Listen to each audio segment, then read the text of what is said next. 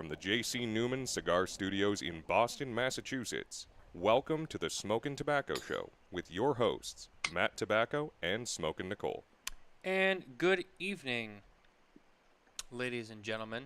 Welcome to another episode of the Smokin Tabacco Show.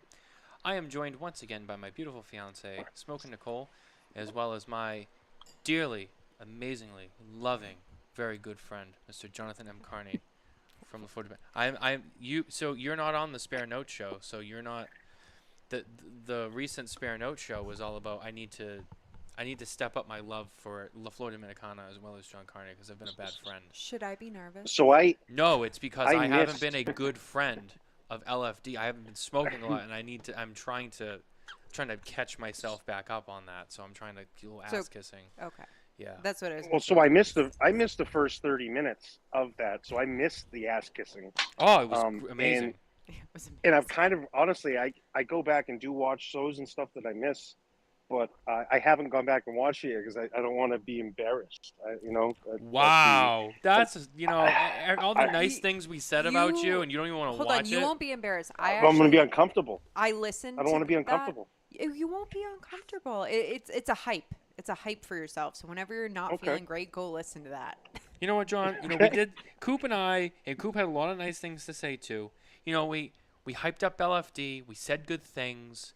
We talked about cigars we liked. I smoked the TAA on the show, the Chisel, the 2021 TAA 50 Oro. It was marvelous. I talked to Tony about it today a little bit.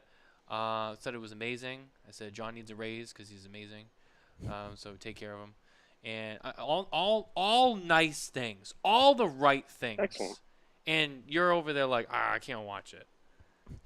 And I'm over here feeling bad. Now I just feel like an idiot. No, I'll go back and check that. I think Nicole's got the best point. If you're ever having a bad day and you feel bad about yourself, go and watch this. I don't have a lot of those, but it's great to know that I have something that I can look forward to. So we're dialed in a little differently today. So this is the first time that I've heard their voiceover too. It's excellent. Right. I really like it. And I think I can reposition it on the video. So it's going with the Smokin Tabacco Live. And then when it comes straight into the show, then you guys can start talking. So we can chat about that sometime after. But I'm really looking forward to tonight's show. This is one that we've been talking about for a while internally. And the guest tonight, I've been talking with him for the last couple months. I'm getting hit in the head by some rain, so if it gets any harder, I'm going to step inside. But this is going to be an awesome show. We've never done anything like this before. No. And it's going to be great. So we do have a very special guest with us. You may have seen him. You may recognize him. The cigars you've probably heard of, whether you've actually had them or not, is maybe a different story. But very special. And if you're Italian, it should hit close to home, as it does for Nicole and I. Tonight we have a Paisan on the show. It's Michael Cappellini from Toscano Cigars. Michael, welcome back to the Smokin Tabacco Show. And tonight, ladies and gentlemen, is the Smokin Tabacco Toscano Cigars pairing episode with ourselves and Michael. We have a couple of cocktails here that Michael and I have talked about that we have already pre-planned and kind of curated. I'll give more of the credit to Michael because he's kind of the brains behind it, but we're going to be smoking the Garibaldi Toscano first with the Godfather cocktail, and then in the second half of the show we're going to light up the Still Novo, and we're going to smoke we're going to have Negroni, and I think Nicole's going to do the April Spritz. Yes. So we have everything here for that, but without further ado, Michael, welcome back, buddy. How are you? I'm wonderful, guys. How are you guys? It's another night, it's another episode, it's another night smoking cigars and having drinks, so it's we can't complain, And we get to hang out with you. That's right. Listen, this feeling's mutual, and I have to agree with John. The intro's phenomenal. Oh, thank you. Yeah, he made it. So Yeah. Nice. He did make it, so. Thank So you. That, don't thank me. There you go. Now I understand. Now it makes I was sense. fishing for Yeah. compliments. Thank you so much. You know, I was You're just gonna welcome. say. I mean, he's that's why he was like, "Oh, we can talk about the voiceover because he made it." Yeah, Hook, John, line, and sinker, John. Hook, line, and sinker. John is the in-house visual creative director here at Smokin Tabacco, and all of the intros Nice. for both shows, the Spare Notes show and the Smokin Tabacco show, the whole thing with the music and everything. John actually designed and made and created both of those intros. So if you watch the shows, that's who did that. And no, I didn't have to hire some fancy schmancy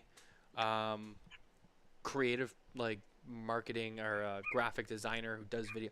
No, I just said, John, I had some ideas, and you know, he stayed up all night on his laptop, and by the time I woke up for work the next day, he's like, dude, it's done. And I'm like, wow, okay. And there you go. So Nice. that's how it came Good together. work. Good work. So Michael, talk to us a little bit about what we're going to be smoking tonight, and a little bit about the drinks that you've paired with it, and kind Sure. of maybe how and why those drinks might pair with those cigars specifically. Okay. Yeah. So the first one, like you mentioned, we're going to smoke the Toscano Garibaldi. The Toscano Garibaldi is composed of mostly Southern Italian tobacco from the Campania region or the Benevento. Hey, John, this is actually, look at this. These are our new designed boxes. Where's the camera here? Where are we at? There we go. Oh my God, There we that's go. beautiful. Wow. Yeah, That is these are sharp. our new designed boxes that we have that are starting to be released throughout the country now. So mine has the warning label because this came from Europe, right? No, we had them on ours for quite a few years too. Usually the ones that come from Europe are written in Italian. Oh, I'm just unable to read. I'm illiterate. I thought it was Italian. Yeah, no, that's English. That's English. But you know what? I But appreciate the fact that we are so into the Italian thing tonight that we're actually seeing Italian rather than happy. Yeah, I just assumed everything was in Italian on here. Well, that packaging's gorgeous. It seems like it's a little darker box. The bands and everything the same on the inside. Yeah, they are. It's the same bands and stuff, but it's pretty neat because we did a lot of work, all the packaging and stuff. So it's good for the retailer. It's good for the consumer. There's a nice, we talk about where the wrapper is from on the back, where the filler is from, I love the that. different notes, the different aromas. Yeah, because it's for a non-Toscano smoker, a first-time Toscano smoker, they look at our cigars and they're like, well, what's the difference? They look somewhat similar, all of them. So that'll kind of battle that. But anyway, back to the cigar we're smoking. We're smoking the Toscano Garibaldi, as I said, which is mostly composed of Southern Italian tobacco from Benevento, the Campania region. This particular tobacco produces a little bit more of a sweet note to the tobacco. You're going to get really nice notes of deep leather and roasted oak, obviously, because we fire cure our tobacco in Italy with massive pieces of oak wood. So I decided to pair that with a very unconventional drink. And I use it in a lot of the pairings that I do. And the reason that I use it is because it gives unbelievable notes of sweetness, of oak from the bourbon itself, different fruity notes. It brings out specific notes in the cigar compared to the fruity notes of the Di Serono. So tonight we're pairing the Toscano Garibaldi with the Godfather drink, which is a 1-to-1 mixture of amaretto Di Serono and your favorite bourbon, whiskey bourbon. So what I decided to use was this cask strength Maker's Mark. Ooh, interesting. I actually decided to go with There we go. keeping on theme of sweet. What rhymes with sweet? Wheat. What's a good wheated bourbon? Weller. So we're going to use the There you Weller go. Special Reserve in our drink tonight. Very nice. So the notes might be a little bit different from what I get and you get, but the overall scenario will be pretty much the same. So, doing this show, when we first started talking about it, I just kind of wanted to bring something what I thought was a little bit different to you guys because, Yeah. the last time I was on the show, we talked a lot about the historical significance of Toscano. It was more the story of the brand because, God, was that 2 years ago that I was on the show? Yeah. No, If it was Mike, the I think it was first- about a year. I think it was just about a year, right, Nicole? A little over a year. Was it? Yeah, I'll because have I to was look. I was there, so I would say it was probably a year and a half ago at the most. Didn't we do the Okay. cheese? We had a whole The cheese charcuterie. board We and did. everything. We did. That was could have been awesome. 2 years ago. Isn't that crazy? I'm gonna find it. Was I'll it? fact check. Yeah, we all made charcuterie boards. Oh, I remember I'm what we telling you, did. I I'm just think- like, was it already that long ago? Shit. Yeah, might I have. think beginning What? of Toscano, or Toscano. Yeah, 207 Yeah. years ago. I We think did it it was 200. really Yeah, at we the did it beginning of 207 years ago. It might have Oh, yeah, been. we I'm look doing good. Harlem Standard tonight. Michael, it might have been. Oh, nice. Oh wait, I'm telling you. When was it? January 13th, 2021. A little bit over I- a year ago. But Wow. about a year and a half. Well, it's April. Yeah, Year closer and- to a year and a half. Yeah. Yeah. That's a long time ago. Wow. Doesn't even feel It's It's done a like lot it. of shows since We were- then. we- Lots changed since then. Yeah. Wow. It really has, including the wonderful intro. But I'm not going to go into that again because John's going to get all excited, and I don't.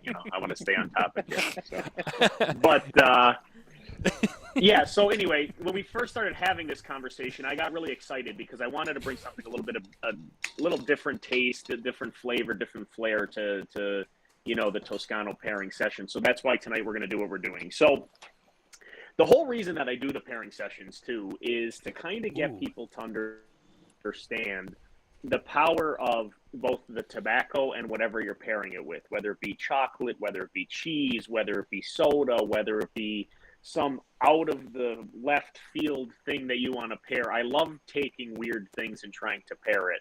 And you always get, the guys or gals that are like, what the hell are you doing right now? But, it kind of makes people step outside of their comfort zone. And that's kind of what I try to do. So that's why tonight we're going to have a couple steps to the pairings. The first step is we're going to smoke. We're going to have a drink, and then we're going to smoke. Then we're going to do the opposite. We're going to drink. We're going to smoke. Then we're going to drink. I always say this joke whenever I do after I say that, I'm like, I'm really sorry that I'm making you guys do all this, drinking. But somebody's got to do it. So I'm glad you're here along for the ride. Oh, yeah, no and worries. then we're going to cleanse the nasal palate, and then we're going to actually smoke the alcohol itself. So, essentially that's kind of what I just want to give everybody a better understanding of the product itself, because we have this conversation often, and I have it with everybody really. The normal American consumer who has no understanding of Toscano will never, ever reach for a Toscano over another cigar in the humidor. So these pairing sessions allow for a little bit of education, a little bit of fun, and a little bit of palate enhancement, if you will. That's the hope by the end of the night, anyway. Yeah, and it's something that we haven't done here, and we've wanted to do it for a while. We've been talking about this, so it's exciting to actually be a part of it. And anytime you do like any kind of tasting, or whether it's a pairing or it's just tobacco tasting, it's always a lot of fun. You like kind of like you said, you learn a little bit more. You have a different appreciation for something. You understand something better, and then you go forward and you take that stuff that you've picked up on, you discovered, you learned it. It'll change your smoking experience going forward, and maybe what you drink with it, or just when you smoke by yourself, the notes that you pick up and the things you look for. These tastings can be so beneficial to every smoker. It's a good exercise. It's a good word. It's an exercise. It's like a palate exercise, and it's awesome to do. And honestly, I think that people should do it more often to explore the different Agreed. parts of the palate and even the tobaccos, and learn how to taste the tobaccos. There's people who've been in the business for 45 years who've said to me like, oh, I just did a certain kind of tasting or whatever, like, and I just picked up on flavors that after 40 years, like I didn't even know I had, or that I couldn't taste, and now Right. I can. So I mean, Right. you So, can never really Nicole- stop taking away from it. Nicole, I got a Right. question for you. Yeah. And I'm gonna. This is a question for Nicole, and then it's a kind of a comment towards you, Michael. I'm gonna tell you one thing that I really enjoy about smoking a Toscano is every time I take a puff. I don't know about you, Nicole. I feel like I'm in like a mob movie, and I'm the dude taking a puff of the cigar, making like a really big deal about something, or on the women's side, like there's a lot of elegance to this and a lot of class to the way the cigar is shaped, the way you hold it, the way you take a puff off it. I can think about all sorts of gangster movies. The one I'm thinking about right now is that Boardwalk Empire. I feel like I'm on Boardwalk Empire every time I take a puff. And like, there is that sense of elegance. It reminds me also of like a Lancero. I don't know. When I like smoking a Lancero, I feel a little bit fancier. So it's really classic elegance. I'm going to add to that, but I'm going to go a completely different direction. And Michael can even kind of fill in a little bit more on this once he hears where I'm going with it. When I smoke Toscano, I think of one of my favorite actors of all time, Clint Eastwood. Mm. And Michael, why is that? Well, it's probably going to be because he smoked the Toscano Antico in all of the spaghetti westerns. I would imagine that's the number one reason why you have that sentiment. That would be right. Whenever I watch the Dollars trilogy, that's all I think about. I'm like Toscano. Yeah. And then I have to have one because I'm like, I love this movie, and I'm like, now I gotta have a Toscano. I get all excited. That's what I think. I think of being Clint Eastwood in the Old West. Or not really. We're not actually in the Old West, but smoking. Smoking Toscanos. But same concept. Yeah. Same concept. Yeah, I mean, the story behind that's funny too. I might have got into it a little bit on the last show, but apparently, Sergio Leone was a big Toscano smoker, so he almost forced Clint Eastwood to smoke the Antico. Just like most first-time Toscano smokers, Clint was like, no thanks, I'm not smoking that. It's gonna suck. Don't want anything to do with it. And Sergio Leone kind of forced him to do it. And, when he did, it ended up being probably the most iconic picture of any actor, arguably, with Clint Eastwood with a cigar in his mouth, squinting into the sunset with his poncho on. Like, it's a pretty impressive thing. And it's kind of awesome to be part of that can actually, bring that to life for a lot of people. Because I get a lot in retailers. They're always like, "Where?" I get all the time. They want the Clint Eastwood cigar, and I never know what to sell them. Now you do. Yeah, now you do. Toscano. Now you do. What it is. We did have our first question come in too from the audience. Did you want to read it? Yeah, Scooter writes in, "Hi guys and gal. Michael, please settle an argument for a few of us cigar nerds who are arguing this today. Is the Toscano Extra Vecchio a Lancero or Petite Lancero or neither?" I have a feeling I know who that question's from, but neither here nor there. It's a loaded question, and my response when I get this question is always the same tone thing. Really, I mean, it's surely skews more toward a Lancero. But Toscano, I think, as the brand ambassador, I think that it has its own designation, and that's a Toscano cigar. So I never compare it really to anything else because it's so different. It's so rugged. It's so even the fact that it's elongated on both ends. It's just a total different beast. But arguably in the cigar industry, if you're going to put it in anything, you're definitely going to probably put it in what's mentioned here, Lancero, Petite Lancero, more or less, simply because of its size.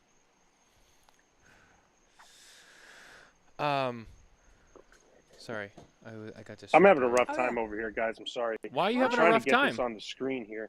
It's just I had the rain was here. I had my tablecloth out to make it a really nice experience. Here, Michael, this is the dysfunction of the Smokin Tabacco show. John Carney. And I wanted to keep the cigar on the screen here, and there we go. Well, John, it was funny you mentioned that, Mike, because I was when I saw the question on the screen, I was like, it's a Toscano. Like it's one of the brands where this, yeah, you can classify it by size if you wanted to, but I wouldn't I don't classify it by size. The size is Toscano. And that's exactly the way that right. I thought of it. I just wanted to mention exactly too, right. because I kind of skipped. I not really skipped, but we got catapulted right into the middle of the show. We got so excited, Especially with John and everything that was going on over there. I forgot to let everyone know that if you don't have a Toscano and you need Toscano, if you head over to the twoguyscigars.com, you can purchase all the Toscanos that you need or desire. They carry all the Toscanos. They've a great retailer partner with Toscano. The Toscano soundstage where the Cigar Authority is recorded. It's huge. It's that's the place. So if you head over to the number 2 guyscigars.com right now, get yourself some Toscanos and buy the cigars that we're smoking tonight and make these pairings for yourself and try them out. and I do believe that they carry everything. I think they do. Yeah, I mean they do. carry most. They do. Almost. I think everything. Like, I think every time I've ever been in there for Toscano, they've had 100%. Yeah. Yeah. So everything you need is there. So head over there and order some Toscanos today, and then Barry Stein will ship them out for you. So anyway, I'm on my second half. you're on the second Okay. half. Okay. All right. So how? Yeah. So I slowed it down, but I couldn't do it. I had to keep going. Yeah. Unbelievable. I think this is Michael, you this is talked all something. that game, you know. I know. So, John, are you doing Hey, I a can- pairing with that cigar? So I'm not drinking this evening, as I forgot to take some medication that I take for a balance situation that I have had for the last few years, and I just took it, so I'm not going to drink with it because I don't want to mix that, but I will do the tobacco side. But I was pairing with Harlem Standard was what I was going to use for a bourbon. Oh, nice. That's been on my list. I haven't actually tried that. Nor I have don't I, drink and a it's lot been of on mine liquor. too. Yeah, I don't drink a lot of liquor, but I have a lot of friends that do, and they leave bottles at the house. So this one got left for my friend Jameson, which is kind of a fun one to have. And then there's a few other ones in there. So I'm starting to get a good little liquor collection going. But I really enjoyed that. I was talking earlier before the show. When I got the cigars, I smoked one on the way to the gym today. I always have a small cigar on the way to the gym, and this was just a really good palate cleanser for me. It was so different than what I normally smoke. It was really kind of like a little treat. It was nice. So I did smoke one of these Garibaldis earlier. So this is my second, and I've been quite enjoying it. Yeah, they're a great cigar. The Toscano Garibaldi in particular is a great cigar for if you haven't smoked Toscano before, or really if you're just starting to get into smoking in general, smoking cigars in general. The Toscano Garibaldi, it's very light. It's not super powerful. Still packs a really complex flavor. Gives a really nice aftertaste. It's nothing crazy. So if you haven't yet, whether you're a Toscano aficionado or somebody who is just starting to smoke and or get into Toscanos, give the Garibaldi a shot. It's my go-to everyday Toscano, no doubt. Yeah, No it's a lighter smoke. It's not too overpowering. I like this pairing with the cocktail. Well, wait till we actually do the pairing. It's going to be fantastic. I know. I already got excited. I had to taste it. It's so good. So now I'm just like, all right, I did. I couldn't help myself. It's been a long day, Michael. Okay. Now there's alcohol in front of me, and I'm just like, I need this right now. Nothing's going as planned. Carney smoked half the cigars he's got. We've already gone through that. I'm almost out. You guys have drank the alcohol. Carney's out in the rain. If this was Jose Blanco doing a tasting, he'd been putting us into detention. We're the degenerates. No, I listen. I've realized that in this industry, you just got to roll with it, and it's just a blast. It's just and whenever you think it's like, oh God, this is organized chaos, that organized chaos turns into probably the best thing that could happen. So that's right. That's true. All right. Well, Michael, I have a question. I got a question before we get into that. Okay. First of all, the packaging is excellent, and when we get into the Still Nova in the second half, it's really excellent. But I really like the information on it. And I'm sure you said the new packaging has it as well. But it's great. It tells the story of Giuseppe Garibaldi, Hero of Two Yep. Worlds. I do have a question, Yep. though. Sure. So it says this new product flavor made with Kentucky fire cured tobacco grown in southern Italy. Is there specific tobacco that's classified as Kentucky fire cured, or is it technically Italian fire cured and it's just tobacco that was indigenous to Kentucky? Yeah. So what you have is really it's Kentucky seed tobacco that's grown in Italy. And it's two-folded there.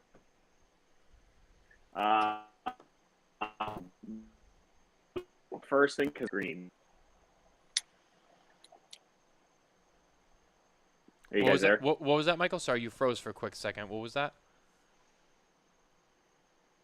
That's what I thought. I was afraid. It kind of looked like I was freezing a little bit. Yeah. We're getting some thunderstorms through the area here, so I'm hoping that doesn't disrupt I think we are too, because I just saw a flash outside too, and I was like, "What was that?" But I think that's what it was. Yeah. Yeah. So anyway, what I was saying, saying, you said it was Italian grown tobacco from Kentucky seeds. Yeah, so that's correct.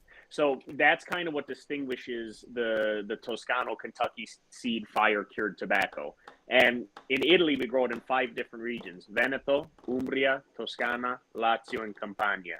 So each region produces a different body tobacco, different flavor tobacco, just like wine, right? Wine or olive oil. I always use that comparison 24/7.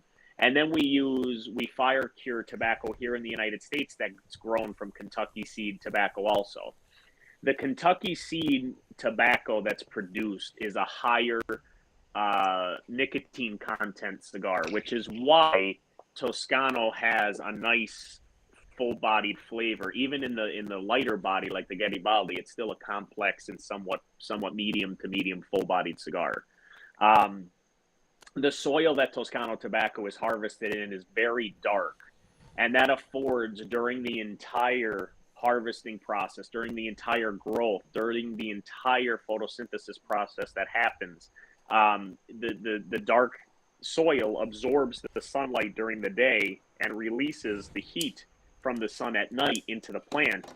So there's almost a consistent temperature that affords the plant to grow to the specifics that we need it to create Toscano fire-cured Kentucky seed tobacco. Interesting. And it's such a, a lot of the times we talk about tobacco and growth and in different seeds and all that. It's so different, with the dried tobacco. We're always talking about humidity and keeping the tobacco moist and fresh, and then to go in such a different direction with we dry it out, you know what I mean, and that whole process, right? And it's a whole different kind of tobaccos that are being used, and it's a whole different process, and a whole different growing process. It's very different. It's still cigars, it's still tobacco, you're still smoking it, but it's a different experience slightly. Yeah, it's not quite the same, but this wasn't humidified. Yeah, you know what I mean. It's smoking right. fine. It tastes great. It doesn't take away from the experience. It's different, but I don't know. This is the smoothest fire cured tobacco I've ever smoked. Oh yeah, it's so smooth, and it doesn't like take over my palate with fire cured taste. That's excellent. It's very smooth. Yeah. And a lot of that has to do with, again, the process behind harvesting the tobacco. When our tobacco plants get to a specific spot and they just start to produce the flower, we slice the flower to ensure that all the photosynthesis goes to the top 2 primes of the tobacco, which is used mostly for Toscano tobacco. Then once they're harvested, they go to our Fogliano plant. They're insured for quality control. Then they're fire cured with actual natural wood. Then they're fermented in just water, and that's what really brings that intense flavor to the forefront. But it also mellows throughout the entire aging process. So the Toscano Garibaldi is aged for 6 months, and the longer you age Toscano tobacco, the less spice is going to exist, but the more complexity is going to come to fruition. And you could say the same thing about a lot of tobaccos too, right? But at the end of the day, for Toscano tobacco, because it's such a different tobacco, the aging process, the fermentation, and the fire curing are the keys to ensuring that Toscano is a consistent, delicious smoke for all consumers. In fact, over 216 million a year, to be honest. Yeah, it's like I was saying before, it's a great treat. Once in a while, I'll have a Toscano, and it's a fun experience because it's different.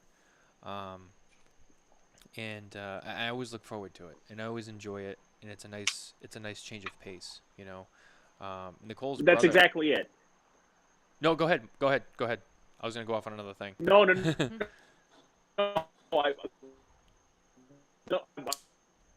I was just agreeing with you. Are we there? Yeah, we're here. You froze a little bit. Okay. Just a little Boy, bit. I'll tell you. Yeah, I just saw my face that froze. I hope nobody's taking pictures of this stuff as my face is freezing. It was absolutely terrible. No, My wife could use those against me any day. absolutely. Well, I'll tell you, it's never gonna be more embarrassing than your performance at the meatball competition. Oh, Wow. Whoa. I was waiting. Whoa. Shots I fired. was waiting for that. Whoa, was that waiting. was I can't rude. How long have we been into this show? How long? 31 minutes. I can't believe it took 31 minutes for that to come. I thought you would have. I didn't want to bring it up. No, I was waiting for the perfect moment. I'm an assassin. I was waiting until I could make it the most personal as humanly possible. It's funny because when Michael was on his way up to do that event, I was on the phone with him planning this show tonight. And I said to him, I go, Michael, I said, look, you know what tribe you're with.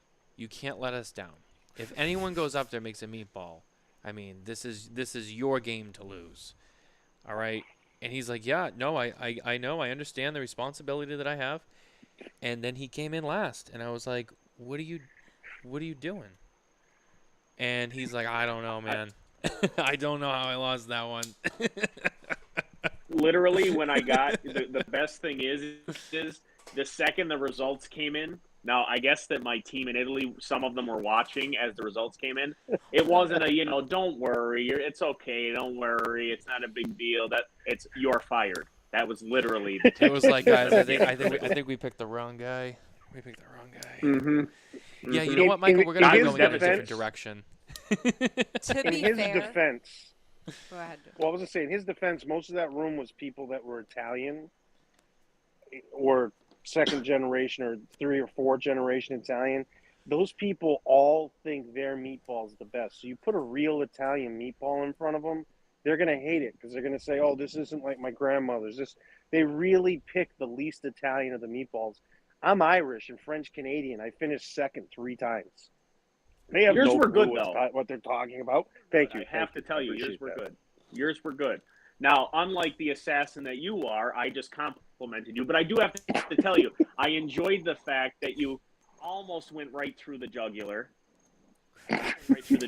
Stopped just short, and then gave me a compliment. So I appreciate that very much. Thank you. He didn't want to kill you. He just Thank wanted you. to get you close. He's done nothing but be nice. He's been nothing but complimentary of me. Yeah, and then you had to really, go. hold it's on, really hold on. nasty of me We to be need to doing back what up I've been doing. because there might be some people in the audience who have no idea what we're talking to right now or talking about right Yeah, it's now. true. So for those of you who don't know, there's a local shop in New England, Two Guys cigar shop, and they do a meatball competition every year, every January, I believe. Right? Is it January, February? January. January. And they invite some manufacturers to participate and make their own meatball. And the audience who comes in, they vote on the best meatball. So they were referring to this year's event. We weren't able to make it this year, but we did go last year. And just a testament to the audience, right? Oliver Nouveau of United last Cigar year. won last year with a stuffed meatball.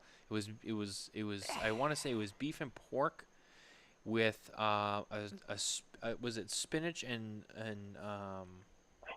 mozzarella with a little bit of prosciutto? It was not a traditional meatball, which is why I did not vote for him. And he knows I didn't vote for him. But he won. It was But good. he won. So keep that in mind too. Is that the audience they're not voting for traditional. At least he stuffed it with Italian stuff. I mean, it's not like he filled it with But- taco. Well, he's Corned French. beef and cabbage or something. Yeah. I can't. You know what the funny thing is, Cappellini? I can't remember who actually won this year. I was up It was there on Oliver. stage. Oliver and I won can't- again. He won the second Did time. he win Yeah. again? Yeah, he did. Oh, I wasn't even there, and I knew. Nobody cares. Listen. When the results came in, I blacked out, so I don't even know what happened. I don't even know Michael what went happened. downstairs and like was breathing into the bag. He was like, It was. Well, no, It was. He started serving us orange cello. He was really taking great care of us, and then trying to cover it up. Then it was panic mode. It was. And by the way, I really enjoyed the meatball, and I could not believe. I didn't know if he was going to win because I watched the competition over the years, but I could not believe that it was last place. And honestly, it could not have been. If that whole thing had been, planned ahead of time, and scripted, it couldn't have been scripted any better. Like that, there could not have been a better storyline. No, but I think the year before as well, we had voted for whatever the most traditional meatball was there, and that one came in last too. So like the audience doesn't vote. All right, so that makes me feel a little You got to take that out of it. Yeah. You're making me feel very Yeah, and they good, always so I vote. appreciate They that. always vote for based off what their meatball recipe is. So that's why I try to pick one that's so straightforward down the middle. I think the thing that got everybody on your meatball was the sweetness. There was a little bit of sweetness to it, And then I think using nutmeg, which was good. Was it Yeah. last year? And the nutmeg. Jonathan made a meatball, and it was like all like pepper and like spice in it, and it was just like it was like spicy. It was like a hot meatball. Well, no, it's funny. The year before, Jonathan had made a stuffed meatball just like Oliver's and finished last. And then the very next year, Oliver won with a stuffed meatball. It blows my mind. It's crazy. But yeah. Anyway, that was a great time, and we had some Toscanos there that evening too. So that was nice to enjoy that. And you're still with the company, so that's a great thing. But You weren't actually fired. yeah. Still here. I'm gonna have to get another one. I of think these I going, was. I think I guys. was for a couple minutes, but we backed off, so it was good. I think But, you know what? anyway. I think what it really. I think Michael's on probation right now. They're like, all right, strike one, but we're watching you. So that was like strike 1, 2, and a half. That was strike 1, 2, and a half. So He's still on thin ice. It's not good. So I'm breaking listen, into my. Sorry, I'm breaking into my second here. I'm gonna smoke this. We're actually gonna do the pairing right Yes. after I say this. I'm just gonna tell you that even when I call in to two guys today, they'll always answer the phone and they're like, "Hey, who's calling?" I'm like, "It's Mike Cappellini." They're like, "Oh, the guy that doesn't know how to make meatballs. Hold on 1 second," and then that's how that works. Sounds about right. How that works. You have to come. You know what? It just means you have to come back next year, and you have to redeem yourself. Even if you don't win, just place. The thing is Just place in the top 3, and it'll be like, all right, you made some improvement. Put some MSG in that meatball. I don't know. I didn't need to come in last. That was my own. I don't even care if I won. I came in last. It was terrible. Yeah, Such it a. was brutal. I'm still That's crushed. brutal. Can you tell? I'm still devastated. Yeah. I haven't gotten over it. It's brutal. Yeah, it's brutal. Oh. All right, let's now. Now I want to drink. So I'm with Matt on this one. Now let's just drink. So, getting into the pairing, if we're ready. Are we ready? Oh, we're ready. Ready. We've Let's been do ready. it. Yeah. So the first pairing, like I said, the Garibaldi and the Godfather. What we're going to do is we're going to take a nice big puff of the cigar together. And when you do, try to remember the notes on the cigar, okay? Then as soon as you exhale, you're going to have a sip of the drink. And then after you swallow the drink, an immediate puff of the cigar. So let's do it together. A puff of the cigar. Okay.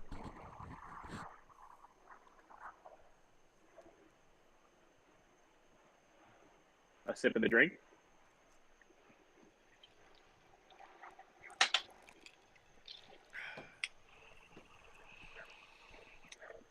And another puff.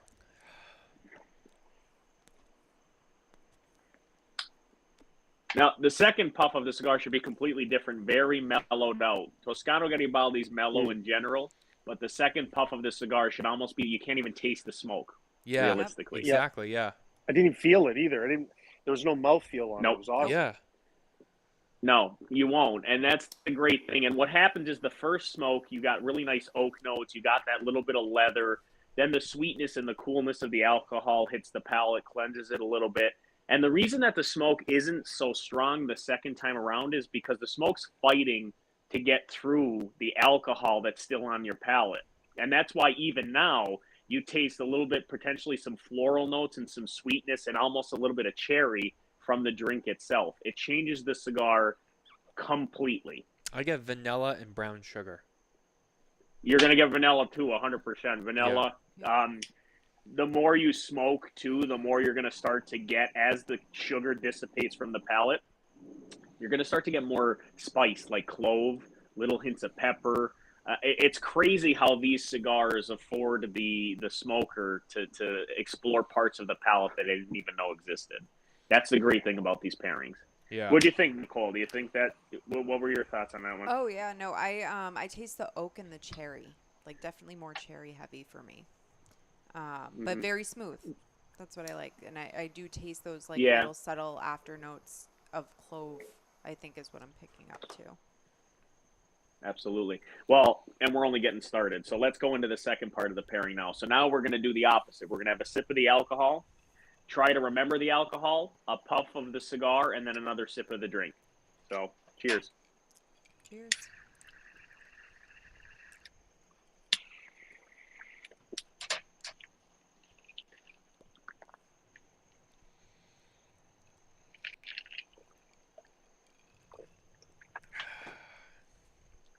So, for me, the first sip, we had really nice notes of the bourbon. Then you have a puff of the cigar, the bourbon dissipates, and the sweetness and the cherry comes to full fruition.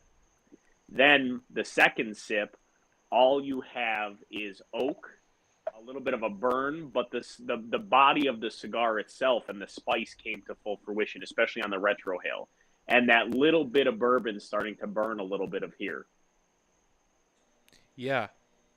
And for me, I got more of the cherries this time, but I got like a cherries and cream. It's like cherries and cream. Well, still vanilla. The vanilla is still there, but I got There was a more of the distinct cherries. mouthfeel this time around. Yeah. Yeah, more of a mouthfeel for Yes, definitely. Well, Toscano too, and don't forget the Italian tobacco itself, as it's fire cured, it produces a nice creamy oaky sensation to the tobacco too. And the fact that the Southern Italian tobacco is a little bit lighter, it brings out that sweetness that we talked about, hints of vanilla. Now, right now, as I'm talking, I taste vanilla, but on the back of my palate, there's just hits a little bit of pepper, a little bit of black pepper on the back of the palate. Interesting. Which is pretty great. I got no pepper. Yeah. Did you get any pepper? No, it was the I'm clove getting it. again. Yeah. But ours have been a little aged, I think, too. Yeah, the ones Yeah, that we you have, do we've have- had for a little while. You have aged. We have Yeah. aged. You do have aged Toscano. Your Toscano Garibaldi's like 2 years and 6 months, I think. Probably. Probably. Probably. But it's still smoking great, which But is they're good. why this is a testament to the fact that you don't have to humidify them, and they still Right. taste great 2 years later. It's true. Right. No, it is true. There's And no someone question. actually chimed in, Still, John in the audience who's listening. Thanks for listening again, John.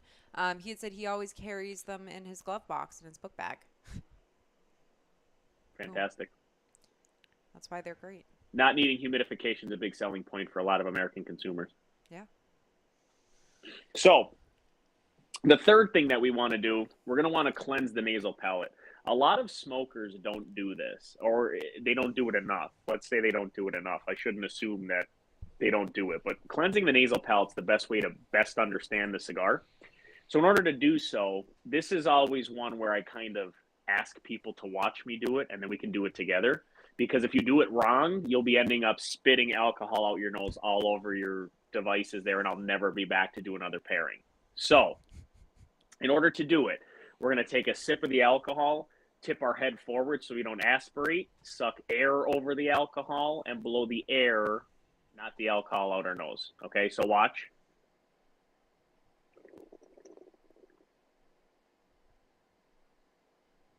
And then swallow the alcohol. Wait, So before we do that, confused. I'm going to spit it out everywhere.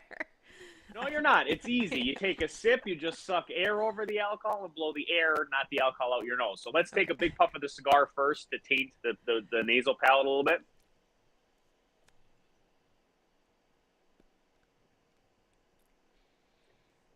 Let's go ahead and cleanse the nasal palate.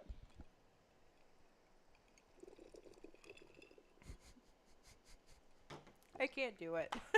I'm just gonna sit here laughing. And then I did another it. puff of the I'm cigar. so sorry. John looks like he's bent over there. I think he might have spit it out. I can't. He's over there shaking it. He's not making words. I think he messed it up. I'm not good with directions. You're muted, by the way, buddy. So I didn't hear anything you're saying. Nope, I did it. It worked great. I'll do it again. And it changes the cigar completely. So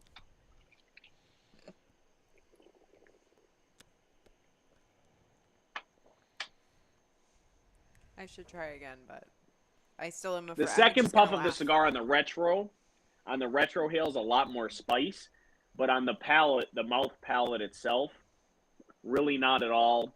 And you get the oak comes to full fruition on that one. Mm-hmm. Maybe I did. That's it cool. right. I've never tasted I've never done that. That was really unique. Yeah.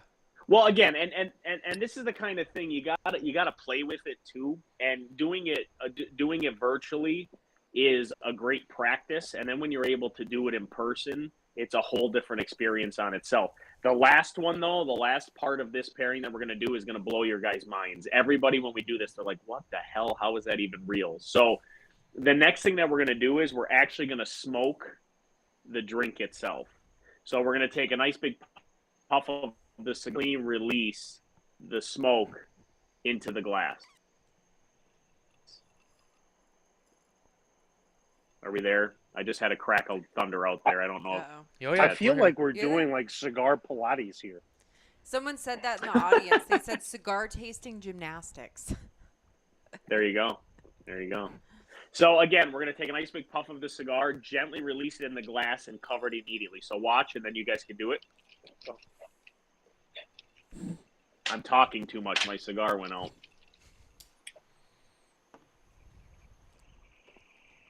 I've actually done this before, so this one I already kind of know.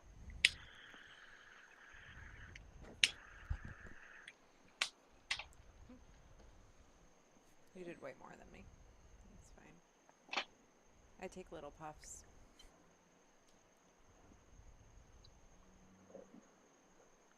And you're going to want to cover it immediately. So you're going to get Oh. all the smoke on there. So go ahead, swirl in the glass a little bit. And when you do, you're going to start to see the smoke turn almost like a caramel color Yeah. because the sugar and the smoke are starting to mix together. Very gently remove your hand. Let the smoke sit like a cauldron like this. This is the best part about this. It's so cool looking. Go ahead and twist the glass around. Before all the smoke dissipates, take a sip. And all you should get Whoa. sweetness and the cherry. Oh my God, that's amazing. Oh wow, That this was is very good. Yeah. Yeah, and it's definitely, that's one of the things during the pairings themselves. Like everybody, because it's hard it's hard when you're in a room. Like for example, I was up at Twins the other day and we did an event and there was like 35 people. And as we're smoking and going through the specific parts of the pairing, people are like, "Oh my God, I do get that." Yeah, but I also get a little bit of, it's tough to tell somebody what they're tasting because every palate is different, right? So Right. for me to stand here and say you have to taste this, the credibility goes right out the door. But when we do the smoking of the drink itself, everybody is always 100% on the same page. They're like, "Oh my God, I can't believe how amazing that is." So, and you're going to want to do it again, which Matt is already doing. Yeah. Scooter says, I wish we had this kind of experiment in high school chemistry class. I mean, this is the only way. I'm going to look like such an idiot. Not an idiot, but a jerk more than thing. Anytime I have a cocktail, I'm going to be doing this. And they'll be like, what the hell's the guy at the bar doing? And I'm going to be doing it with every sip of my drink. Yep. Round two. It looks cool. Well, and around around Halloween, it's awesome. It's awesome. So your next Halloween party that you have, this should be something that you do with all your guests. That is just amazing. You're right, though. And Matt, the more you do it, the more cherry and sweetness is going to come to the forefront. It's crazy. Yeah. I get a lot of cherry, a lot of vanilla. I get like caramel as well, like a creamy. Yeah, you're going so. Oh no! Did he freeze again? Caramel. No, there he is. No, he's good. Yeah, no, it's like that creamy, sweet, milky caramel with like a cherry undertone. It's so good. It's so good. But you're right. It's definitely the intensity of the flavor on the drink, like 10 times stronger after that. Yeah. Than it was before. Like the smoke just really changes it.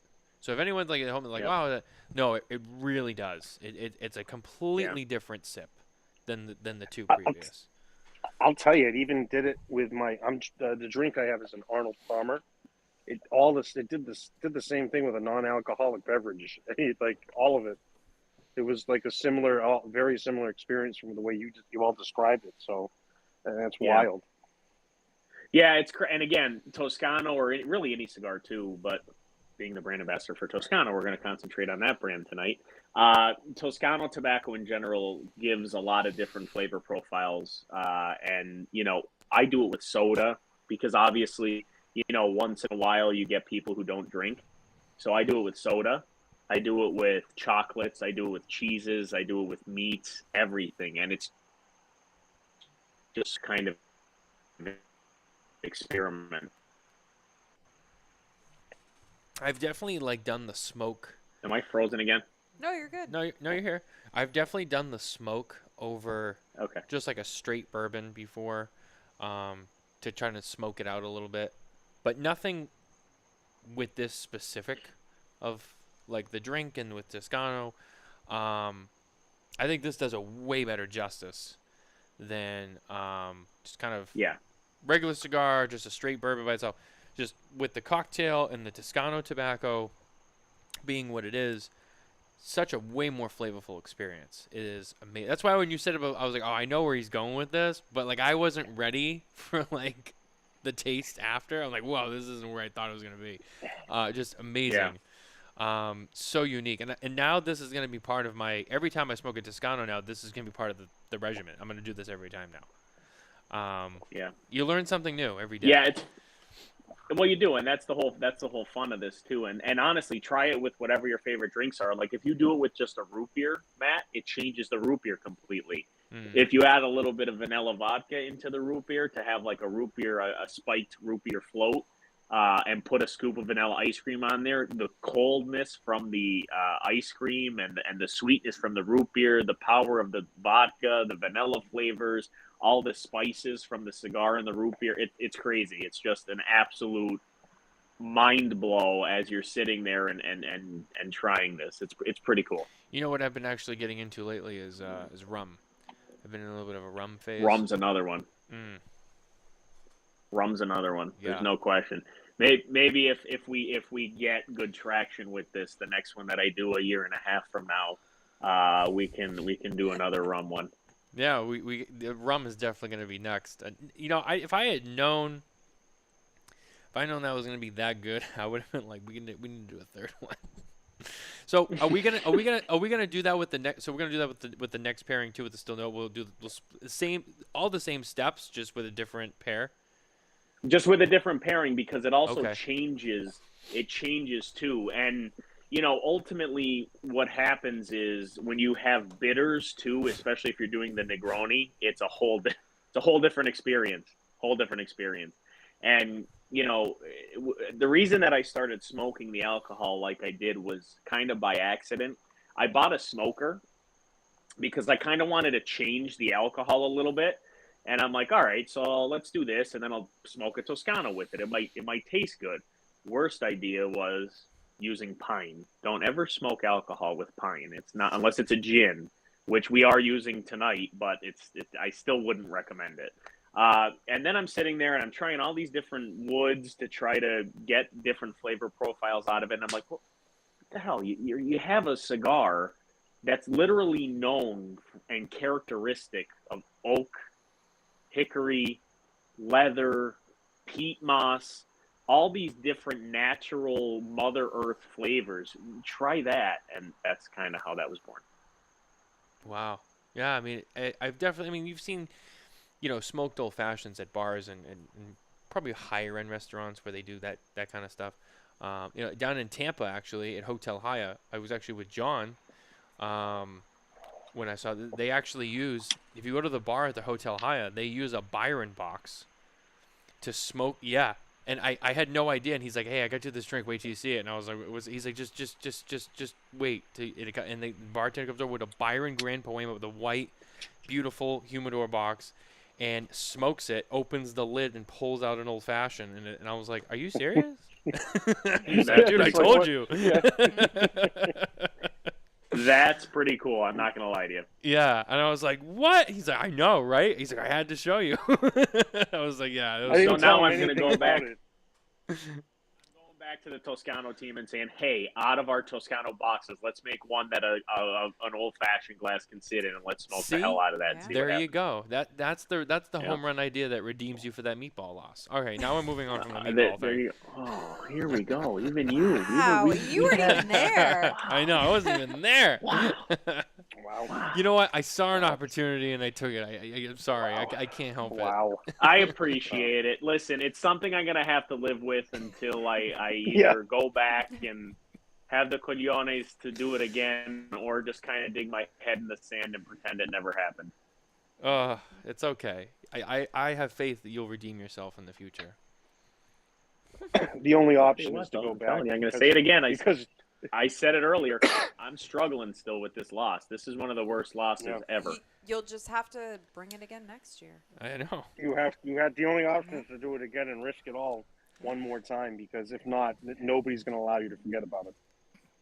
Well, I mean, it's, when you call a shop and they literally say, "Oh, the guy that doesn't know how to make meatballs," I think you're already at that. There's no turning back from that, but, we'll see what happens. Yeah, you Just got nothing saying- else See to how it lose. goes. Hold on. You have quite a few months to get your A game ready. So, Yeah, I guess. Michael's gonna be Start making. now. He's gonna be making meatballs every weekend. yep. He's gonna Start be Yeah, now. "I what you cook don't know is meatballs." I already do. He has been Trying for my his hardest entire to life. find the You're perfect blend of what I need. Wait. Since that happened, or you were doing that before? Kidding. I have made them one other time, and again, I even and the reason I did it was because I was so confused. I was confused. I made them for my family, and everybody's like, "Oh, these are great." I said, "Well, why don't you come up to New Hampshire next year when we have the meatball? You guys can vote in my honor." Yeah, you just gotta. That's the trick. You just gotta.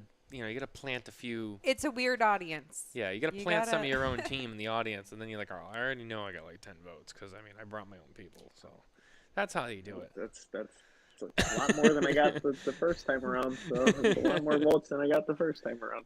Oh wow, So. I didn't need to know that. That's sad. Yeah, it is. It is. Imagine my dismay. No, really, I'm like that sucks. Listen, I Who was, voted for Carney? We Like, gotta, You know, we you gotta gotta move do- on we gotta move on with the show. This is just too bad. We're watching. the guy a was man over there melt. crying and laughing about it. He's like, "Oh, this literally, sucks." this is Oh, unbelievable. I was so excited for this tonight, and now I'm getting lambasted left and right here. What the heck's going on? You know what? To be fair, John brought it up. I wasn't gonna bring it up, but then he brought it up, so now That it's is here. true. That so is true. just blame him. It's his fault. I was completely fine keeping my mouth shut, but then he brought it up. I'm like, well, it's on the table now, so here we are. Anyway, Yeah, it's out there. I know. Out there. Cappellini, just wait till we get to the news session. Everybody will forget about everything we talked about prior. Perfect. I wasn't gonna go there with the news, but now I have to. See, this is how John just keeps the wheel rolling. Do you want to pause and we'll do the news segment? And then Yeah, we'll- let's do okay. it. Let's get it out of And the then way. we'll I dive know into the no next one's pairing. no one's first of all, no one's gonna like what I have to say because I don't think they fully understand my point of view. And John just likes to disagree with everything I say anyway. So that's my Alright. soft intro. But wait, you gotta do the intro first. I will do the intro. Don't worry. I gotta try and stall. So no, I mean, listen. I wrote it. I wrote the article. It's on my website. That's what my website's for. I can do whatever I want. I can say whatever I want, and that's what I did. So we're just gonna talk about it. Our news segment this week is brought to you by McAuliffe Cigars. If you head over to McAuliffeCigars.com today, you can sign up to become an official McAuliffe Cigars ambassador. You'll get your official ambassador number with your ambassador coin. While you're at it, head over to Facebook and join the ambassador group. You can smoke along with all of your fellow ambassadors at McAuliffe Cigars. So, all right, here it is. Let's let all the hating commence. It is what it is. Earlier this week, There was some Facebook drama. there was a little bit of Facebook drama. There was something posted on the Cigar Rights of America page that a group of us noticed, and we were like, okay, that's I don't think that should have been posted. It's not really appropriate. But it wasn't so much of what was posted. It was more of the fact that Cigar Rights of America should not be posting these kinds of things because it's childish and it's unprofessional, and they should be focusing more on advocating for new members. They should be talking about, what they're accomplishing. Yes, on a regular what they're accomplishing. basis. All of the things that, all the money that all of us donate to them is really going for. Not sharing jokes and potentially, to some people, offensive memes and photos and stuff like that. Just didn't think it was really the best use of resources and time, or the image that the Cigar Rights of America really should present. They should really present themselves in a really more solidified, professional representation of people who advocate and fight against legislation for us in Washington and in the individual states across the United States. But this has been an issue that's been going on for some time. And some people thought that, and some of us, spoke up on this and thought, well, this is just, you're making a big deal out of nothing. It's not that we were making a big deal out of the one meme that was posted. We were trying to bring light and use this situation as an example to, these are some of the things that Cigar Rights of America has done that some of us feel is like, okay, we need to be a little bit more mature and get the act together a little bit. Part of it is the representation on social media. Another part of it is the way that they're communicating to their members, their non-members, and the actual strength of how they're recruiting new members, which, a lot of times, and I know, and there's stories that I know that I'm not going to repeat on the air for the sake of the many people that are involved, but there's stories that I know that I could tell you, hey, they're not doing the best job at taking advantage of the opportunities that they have to, go to events, advocate, get new members. They go to these events and it's like hangout time.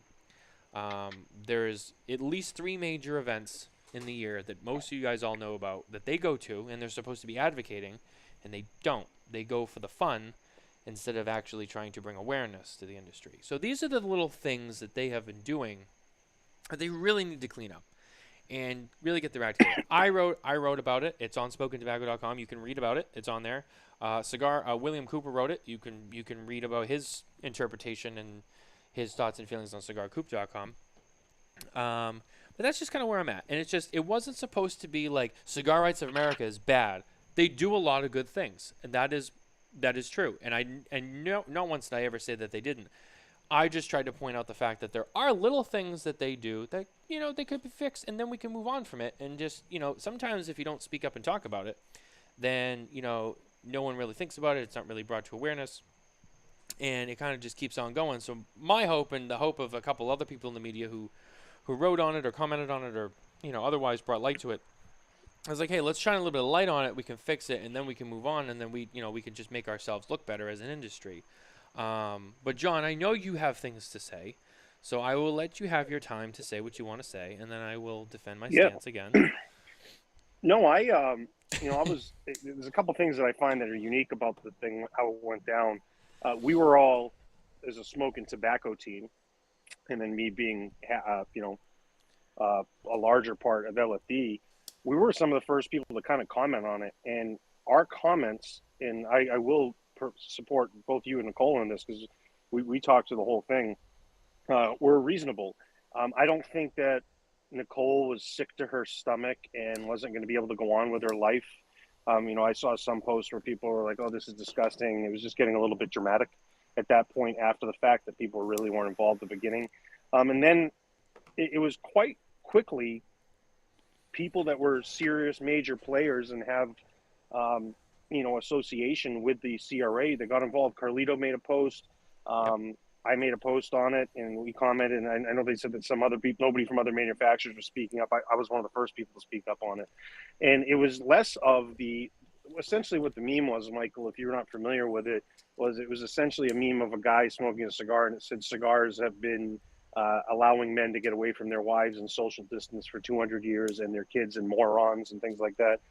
It was something that if it was posted by like Shirtless Mike or Pizza Mike or things like that, that we would have laughed about and said, "Oh, that's funny."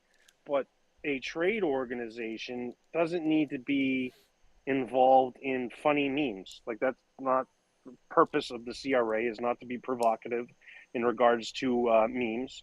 Like, I would have liked to hear the CRA's opinion on, or a meme posted or something posted about all the packaging stuff that we've been discussing the last month or so with, cookies and cream, ice cream cigars. That's something that's provocative.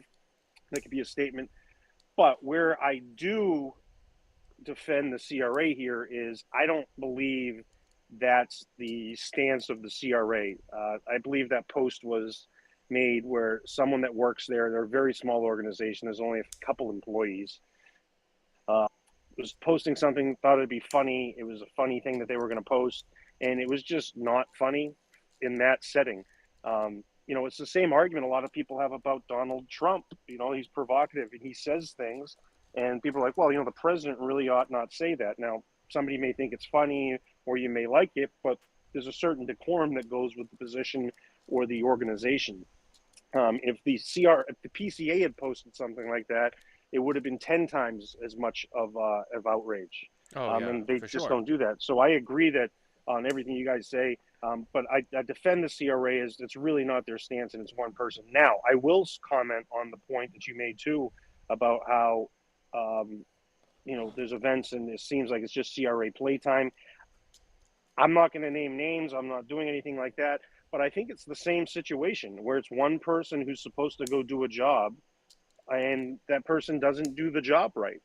And if it's continuous and it becomes a regular occurrence, that becomes kind of what you're representing. If I go out and talk shit to everybody in the cigar business and tell everybody that they suck and give my, be a jerk about everything, that's going to look poorly on LFD. And then that's going to be like, well, LFD has this opinion, they have this view, and that's, there's a time and a place for those types of things. And at the CRA, there's never that time and place. And their focus is still the same.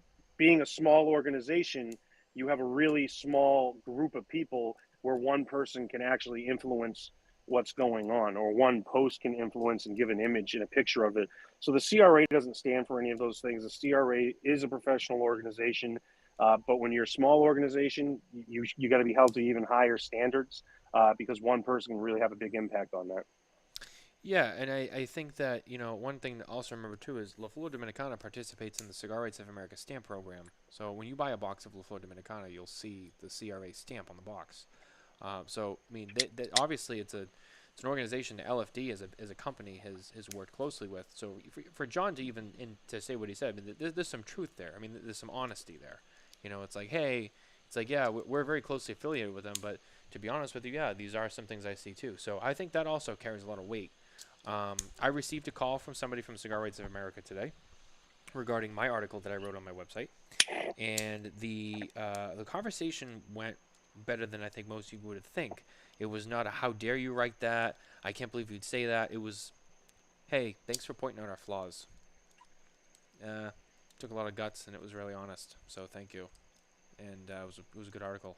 And I was like, yeah, well, again, I'm not trying to attack anybody. I just trying to help make it better by maybe shining some light on some of the things I think need to be changed. So, if anyone reads that, it's like, "Oh, how dare you? How dare you?" And it's like, well, the Cigar Rights of America called me and thanked me for writing that. Just so for the record, not that it matters, but that was the phone call I received today.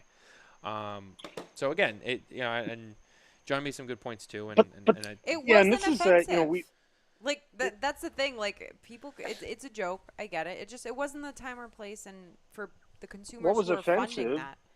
What was offensive? You can be offended by something, take offense to something, and not be personally, and emotionally injured by it.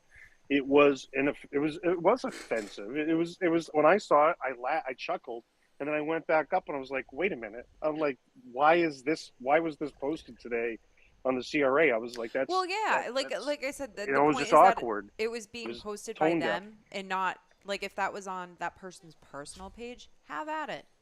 You do you. But like the fact that it was posted on the CRA where we do donate money to them, not the place.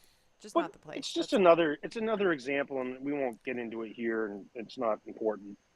But it's another example of the industry as a whole. Um, like we're under the radar and under the pressure of the government regulations. We are regulated by the FDA.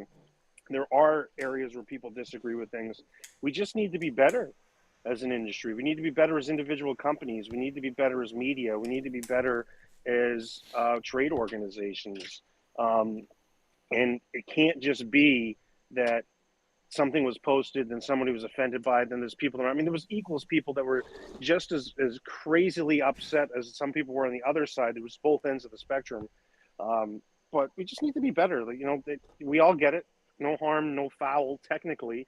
But there was still a foul. It's in sports. And if this was a basketball game, we'd be getting free throws. And that's the way I looked at comments. Those are like the free throws. When you put something up and it doesn't deliver right and it's a foul, you're going to get shots put at you. So, you need to take it one direction or the other. And I think the CRA, the fact that they've reached out to you, I spoke to them directly shortly after and expressed my opinions on some things. And yeah, I think they can take this and go in the right direction. And yes, it was something little. They intend whatever was posted or whoever posted it was trying to be harmless. And I don't think anybody's lives were ruined by it. But they do need to be better, and everyone needs to be better. And we need to be better as an industry as a whole, and be very cognizant of where we're at and what we do and what we say. And let's hope that, they take this, they roll with it, they get better. Like, that's my hope, is that they use it as a learning opportunity and move on. Absolutely. You know? But anyway, we got Michael over here, who's just like, who's waiting for the news literally to be just- over, and he's like, I don't have a dog in No this fight. comment. I'm just waiting for this to be over. So with that, No, that'll be our I news. don't. I just listen. My biggest thing is I just want everybody to be together. I always say about the cigar industry that there's no other industry in the world that affords a doctor and a janitor to sit in the same room and not ask each other specific questions about what they do. There's it's true. no other industry in the world that affords the opportunity for friendships to be forged by just sitting in the same room, sharing one specific bond of smoking a cigar together. And I think that as an industry, that's sometimes something that we don't grasp wholly. And I'm always the one that just wants everybody together and getting along, and that's how we win. We win when we're together and we're getting along and we're fighting together. That's the biggest thing. Well, Yeah. exactly. And I challenge anyone, though, at the same time, that even when you have a disagreement, you can still be together in disagreement. It's okay if somebody looks at something True. the other way, and it doesn't have to get crazy and personal. And Right. if it does, then you can take it as it is and how that person reacts to them. But we can be together in disagreement. That's absolutely a fine thing. But we can't just be fighting. And at the same time, when we are in disagreement, let's disagree about things that are actually important, and make better results from it. We don't need poor judgment and a bad attempt at a joke to be something that's becoming an issue. So I said, let's all be together in agreement and disagreement, and just try to prevent having to disagree about trivial things. One of my favorite things during nothing was good during COVID, but one of the best slogans that came out, in my opinion, was when the Italians started saying "Insieme ce la faremo," together we can do it. A motto that I live by. So, insieme ce la faremo, we can do it together. Agreed. Absolutely. That's John- all I have to say about that. Yeah, absolutely. Well, Michael, why don't you lead us into our That was a second Forrest pairing? Gump reference for those that didn't pick up on that, by the way. That was a Forrest Gump reference. I don't know if anybody got that. Usually Matt's pretty good about stuff like Oh no, I got it. I was excited for the next pairing. That's all I've got to that. say He's ready for a drink. about that. Yes. That's when he does while the we're- whole. while we're talking, That's when he tells Jenny he loves her, right? And then he's like, "And that's all I have to say about that." Then he like walks away. such a good movie. I That know. is such a phenomenal movie. I've So never great. seen it all the way through. But you're my girl. Wow. That's something you guys should do because that's a great movie. Lieutenant Dan. I love that. I do that all the time. Yeah, that's pretty good. My favorite is when he's on the boat and he's like waving, like, you know, that's I always crack up at that point. Lieutenant Yeah, Dan. exactly. Uh, But I already started smoking. Did I freeze again? No. No, Okay. you're good. no, you're good.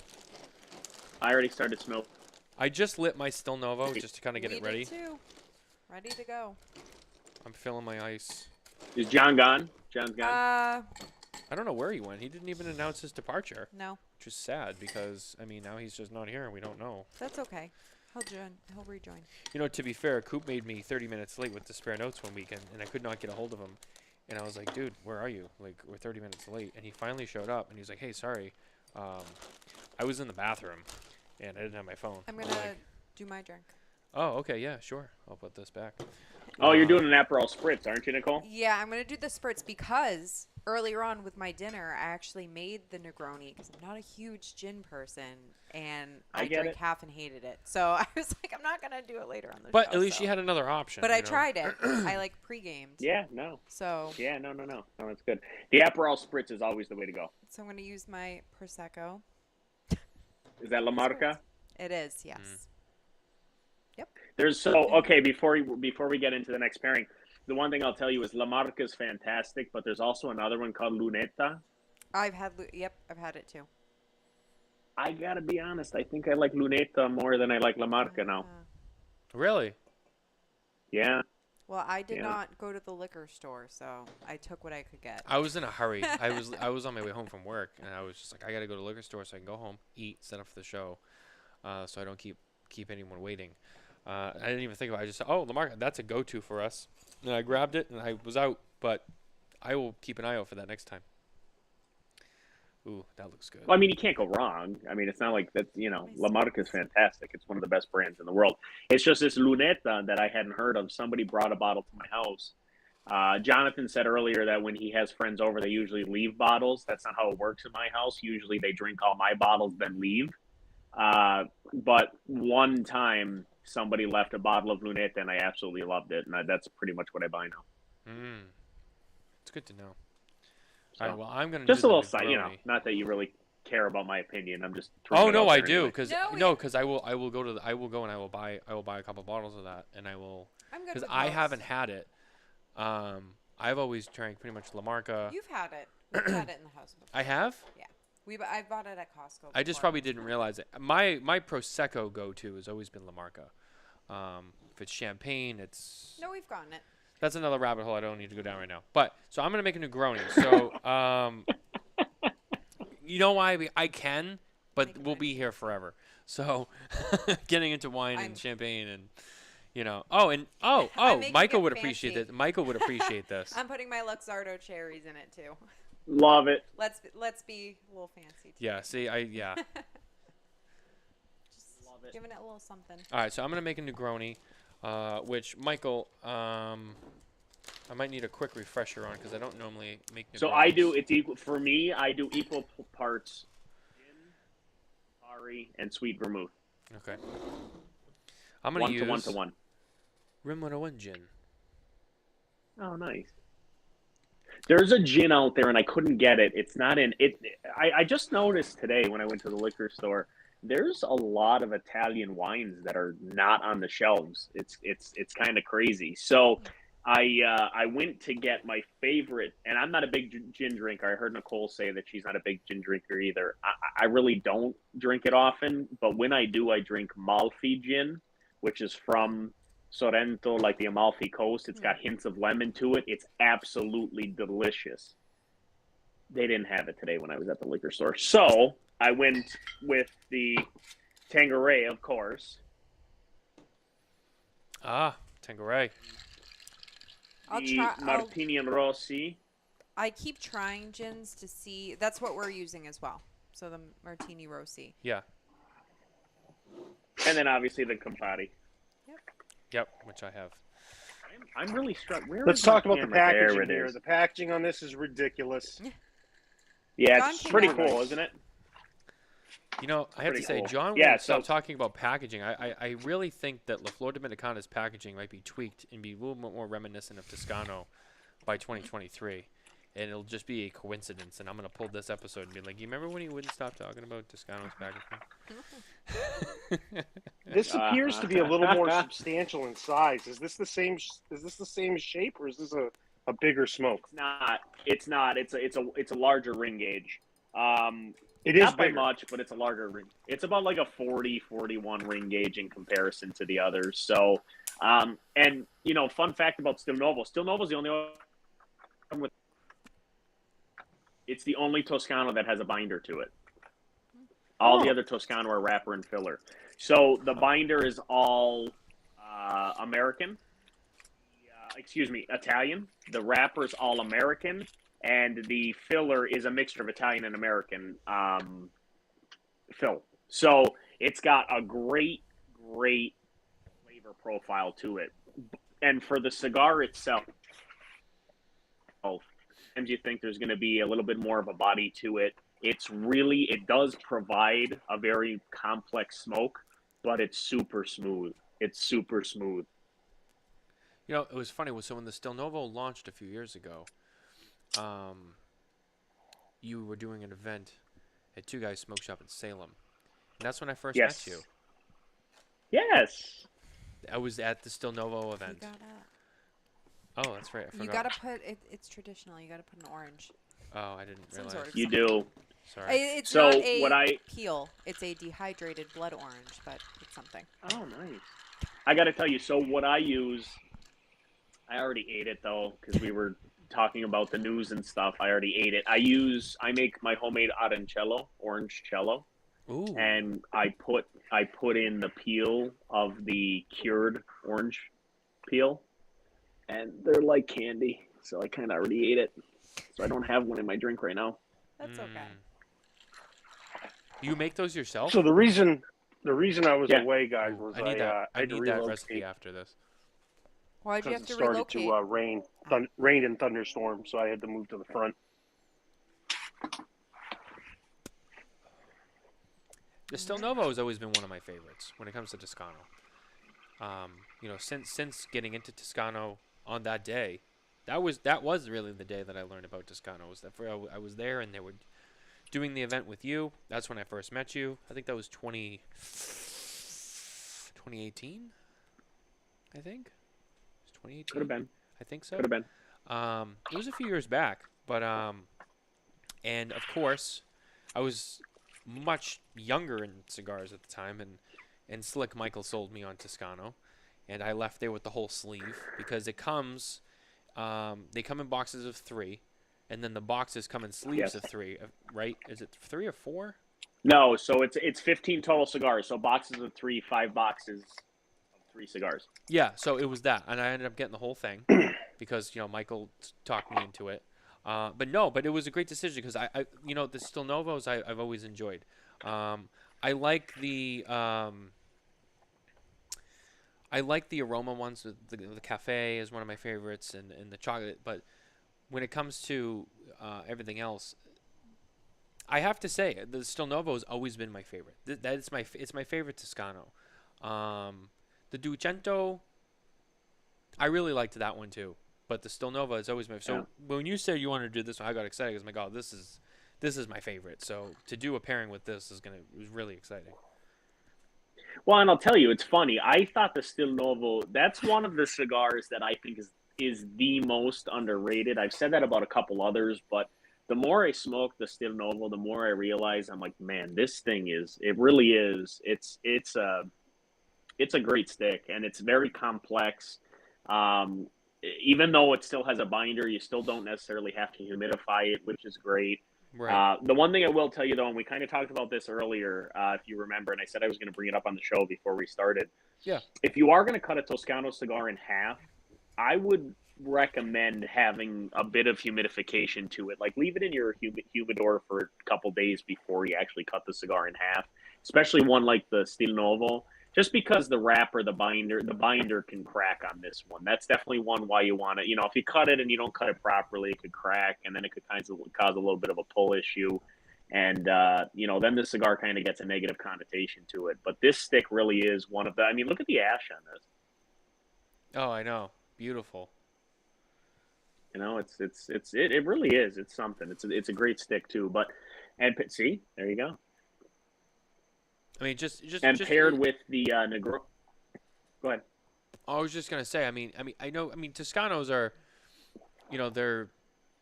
it's a dried out cigar. It's a rougher looking cigar, but visually, I mean, when you look at it and you appreciate it for what it is, it's still, for a Toscano, it's a beautiful looking cigar. The wrapper it's like a groove there. It's nice and just consistent, and and the ash is strong. You're right. I'm a little bit. You're further into yours than I am, but it burns great. And this one, fantastic draw. Well, and that's the one thing too about Toscano that people don't realize, and they immediately have a negative connotation about. They don't think it's going to draw well. Which, listen, any cigar can have some draw problems, and the way that Italian cigars are rolled, there's no question that could happen. But I always say, cut the cigar in half, and it'll open the draw up. And then, in particular, with the appearance of Toscano, I never use the word ugly. I always say it's rustic, because when you actually understand the work, the passion, the love that goes into each one of these cigars, how much work goes into it, how much the female cigar rollers do. Like we have 40 female cigar rollers in our Lucca factory, and they were the first female labor movement for equal rights and equal pay. I mean, that's how powerful they were. And they still are. And the great thing about it, Toscano itself is symbolic of friendship. I kind of touched on before, after you did the news segment, how the cigar industry really affords us to be together and try to work with one another, etc.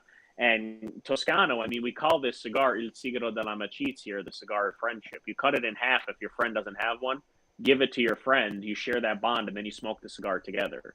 So that alone kind of shows what Toscano is about. And then you put in the history behind the female cigar rollers, as I said, being the female labor movement, and how they are to this day. Like if one of the female cigar rollers doesn't necessarily hit her number, her friends that roll cigars will help her roll it to get to that number home. Something incredible, and it's always about Toscano's about. It's about historical ties and passion. And I think to realize that, you really pull home on that. Yeah, that is true. I didn't even realize that myself. That's it's really incredible. And it's and to bringing up the people in the factory is, when we talk to anyone or anyone comes on the show and you talk about, the manufacturing, it's such a huge important detail. Because those are the people that make them. Everyone else can sit here and talk about how absolutely. Those are the people who sit there all day and roll them and make them. I mean, they're the ones who deserve, a huge part. I mean, maybe not all of the credit. I mean, there's a lot of people that touch a cigar, but a large percentage of the credit is the people who actually sit there and roll the cigars, make them, actually bring the tobacco to fruition, what it was grown for. So yeah, I mean, it's absolutely. And to hear stories like that, it's remarkable. I mean, the Toscano rollers, they roll 520 cigars per roller. Wow. 520 per roller per day. Like, put that into perspective. Yeah. No, that's a lot of cigars. It's crazy. And to put put the same passion and love into each product. Like it's really, you know, like you just said, Matt, probably one of the most overlooked portions of cigars are the ones that actually roll the sticks themselves. And without our female cigar rollers, Toscanos really, we don't exist. It's their touch, it's their love, it's everything that they do to roll the perfect, highest quality cigar that makes Toscano and gives Toscano its name. Yeah, absolutely. So So we have the Still Novo. I have the Negroni. You have a Negroni, if I remember correctly, right? And then Nicole has the April Spritz. So let's get into the pairing, because I am very excited. dive into it. After the first one, now I'm like, I just want to get to this, because now I know what to expect, and now I want to know how this pairing works. Yeah, so this pairing is going to be a little bit different. You're not going to get as much of I mean, you are because of the bitters, but the sweetness in the Di Serrano really brings out a specific thing. But let's go through it, and you can kind of decide which pairing you like better, whether you like the Godfather or the Negroni. So let's go ahead and we'll go through the 4 stages pretty quick this time. Take a puff of the cigar together.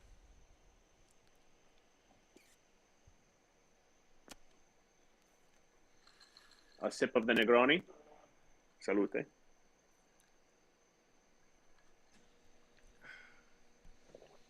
And another puff of the cigar.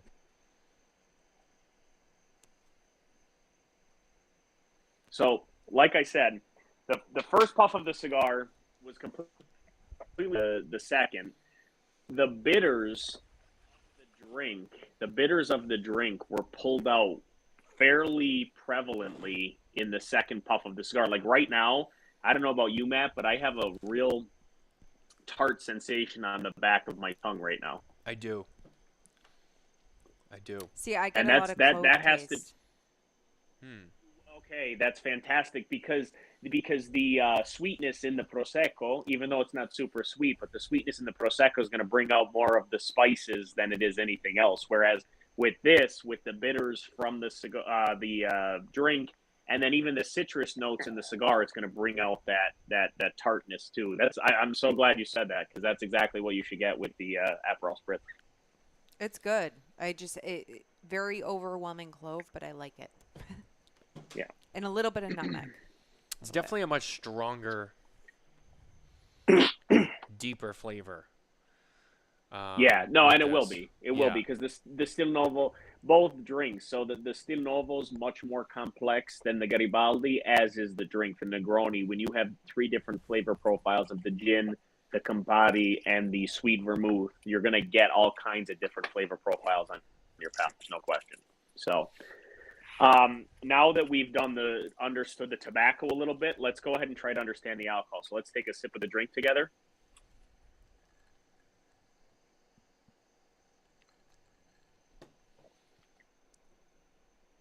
A puff of the cigar.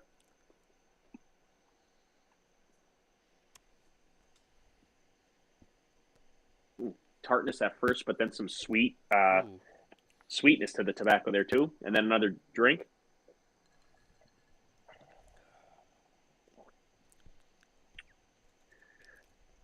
I don't know about you, the tartness came out even more so in the second sip there. See, for me, it was the real sweetness. bitter. For me, it's very the bitter. bitterness of the bitters themselves come to, and I feel it. I'm not sure about you, but right here, that burn is starting to come to full fruition too, because the smoke and the alcohol are starting to mix together and fuse together. I'm not really getting a lot of that burn. For me, it's more like up here.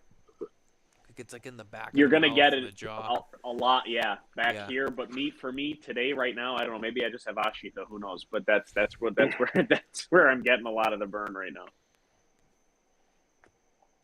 So let's go ahead and we'll cleanse the nasal palate like we did in the first one. Before we do, though, let's take a nice cigar. Do you guys retrohale? I should have asked that in the first segment. Do you guys retrohale? I don't regularly, but I will. Yeah, we can. All right.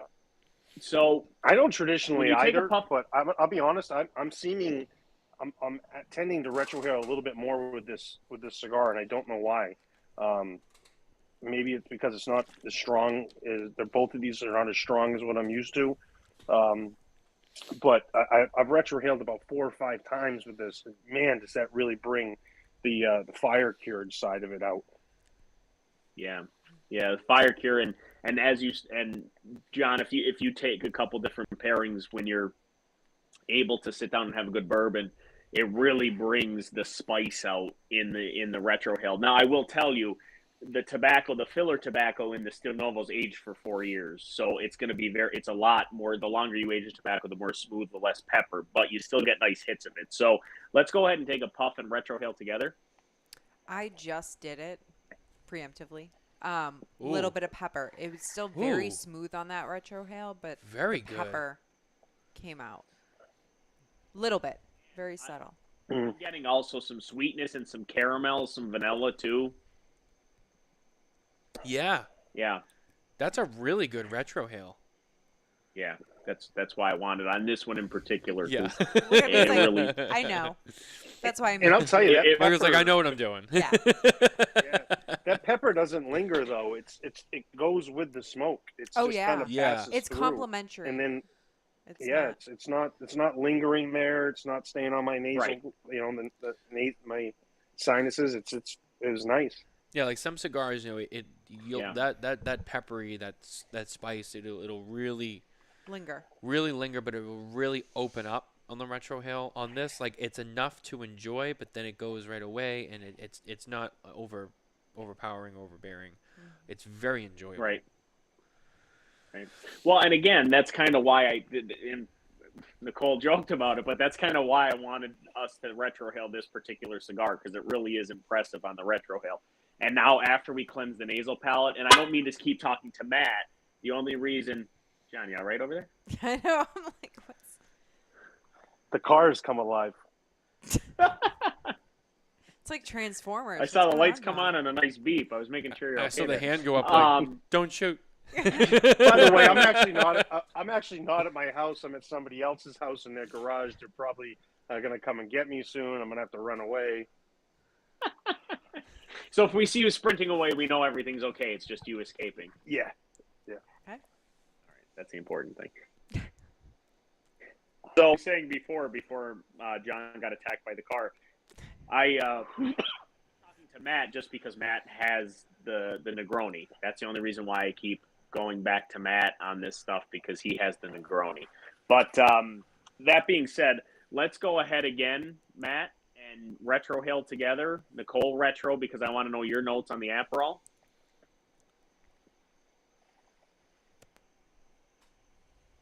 Now let's cleanse the nasal palate like we did in the first pairing.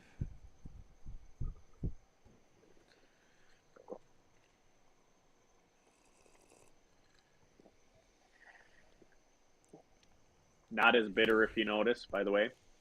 Go ahead and take a puff of the cigar and Yeah. retro again. Yeah.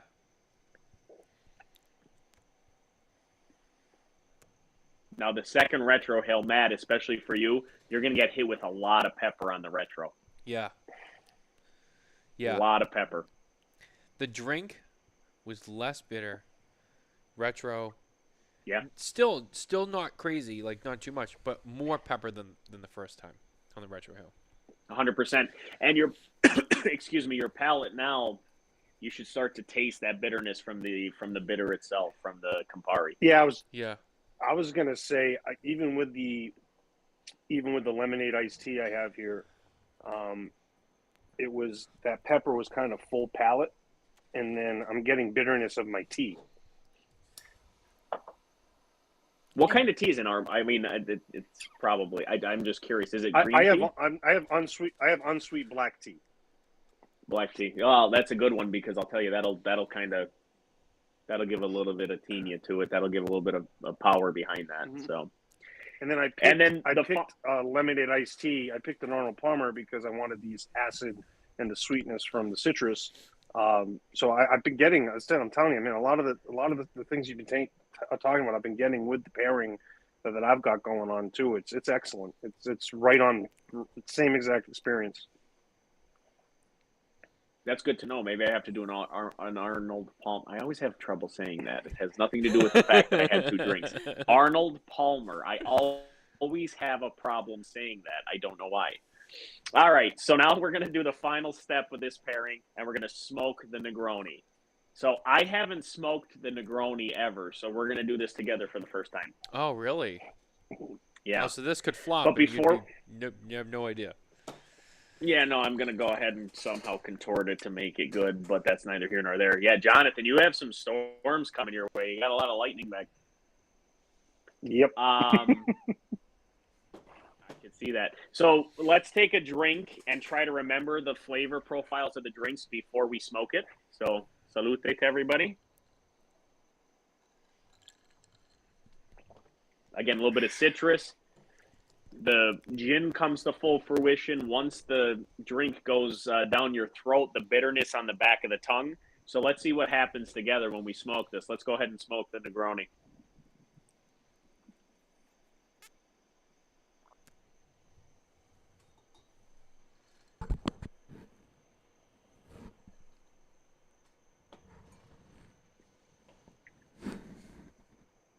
Just roll it around a little bit.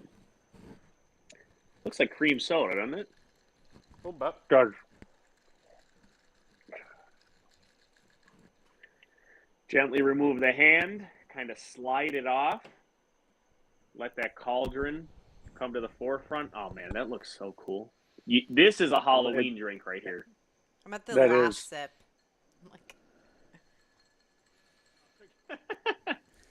So go ahead and the glass a little bit, let the smoke hit it, and take a sip before all the smoke leaves. whoa, Wow. very very intense. Wow. Very intense. But I'll be honest, I thought it was going to be a lot more bitter. It actually nullified the bitterness and brought some sweetness out in the Yeah. Campari. More sweetness. I also, Michael, But- I don't know. I think this is worth mentioning. What's the proof on your gin that you're using over there? Actually, that probably is. So Tanqueray is 47.3 by volume, 96.4 proof. Yeah, 96.4 proof. Yeah. 96.4. No, sorry, that's my dyslexia. 94.6. 94.6 proof. Yes. This is 90 proof. So this is actually a little bit on the weaker side. I was just curious because I know gins can be a little. And I know we're not drinking the same gin, so I was just curious how maybe that could affect. Because I think everything else is pretty much the same, but I was just It curious. is, but it's interesting because I get now that after we've done all the steps, I'm getting nice floral notes to the cigar itself. It's just, to me, whenever I do this, everybody's like, oh, you know what to taste. That is true that I do know what you should. A lot of it changes every time you do it. It could depend on what you ate an hour ago. If you had something super spicy that's still on your palate, it changes the discussion completely. So that's why when we talked a couple months ago, I was so excited to do this. And, maybe, the next one we can change a little bit. But this really gives an absolute dive in to understanding what Toscano is and what pairing power is. Because a lot of cigar smokers think that a pairing is them taking a puff of the cigar, a sip of their favorite drink, and that's it. But this can open up the eyes to a lot of cigar smokers and open up their minds to think outside the box as to how powerful your palate really can be. I love when I do these pairings and somebody comes up and they're like, yeah, I never really get when I hear pairings, like I should taste, XYZ. And then they go through a pairing with, and I'm not saying it's me, but they do, that I'm only speaking from my experience because I do pairings with people. That's my job. And when I do that, people come up to me and they're like, oh my God, I did taste that. I did see the difference. That's crazy. So it just kind of opens up a whole new world for, this isn't a Disney commercial either. It's just like, it really does open up a whole new world for people. Really and truly, it does. It's fantastic. It's awesome. It's something that I hope, whether you're a Toscano lover or not, just try it. Just give it a shot. I can guarantee you that if you've never smoked Toscano before and you do 2 of the 4 steps we did, your discussion and your thought process is going to change. Even if it's just a little bit, that's a victory for my end. Yeah, for me, now that we've gone through both, I like the first one way better. And that's what I wanted to know. That's why I said they're going to be 2 totally different pairings. So I'm not a big gin drinker. I've said it before. My only exception really is the Room 101 gin. That has nothing to do with anything else. Because I know what some people are gonna say. Honestly, I really do like it. I do prefer it straight though, because this is a straight drinking gin that I really enjoy. But other than that, I don't do a lot of Negronis. I don't do a lot of gin-based cocktails. I am more of a whiskey guy, so I think that's a huge part of it. It's what I more, comfortable drinking. It's what I more enjoy more. So that's definitely a huge part of it. I do love the Still Novo. However, I liked the way that the Garibaldi and the Godfather paired together. I thought it was a much better. Oh, see, I love this pairing. Really? Yeah. Wow. The spritz, it's very sweet. But again, your drink's different, Well, so hold on. it's a. right. Yeah, and what That's I picked correct. up more of is actually those floral citrus notes. And it's very complimentary. So I'm so glad that I skipped the Negroni that I did drink before the show, or at least half of it. But I Well, and again, yep. to both your points though, I'm not a big gin drinker either. So I did this because I knew it would kind of contort the palate a little bit. But I'm glad that both of you like it as much as you do. And Nicole, I feel bad. I just kind of cut you off. I didn't. There's a little lag in my feed, so I apologize that happened. So continue. Because I'm interested because I have used Aperol Spritz and I am planning on using Aperol Spritz in a couple events. So I kind of wanted your feedback in its entirety, if you can. I actually think this is a perfect pairing with the spritz. It is very sweet, but it brings out the floral notes, the citrus notes. I know Aperol is made with rhubarb, which is sort of a more light floral fruit. Not a lot of people know about rhubarb, but I lived in England. Rhubarb is a big thing over in England. They use that, they cook with it. Yeah. They make like rhubarb pie. That's a very popular item there.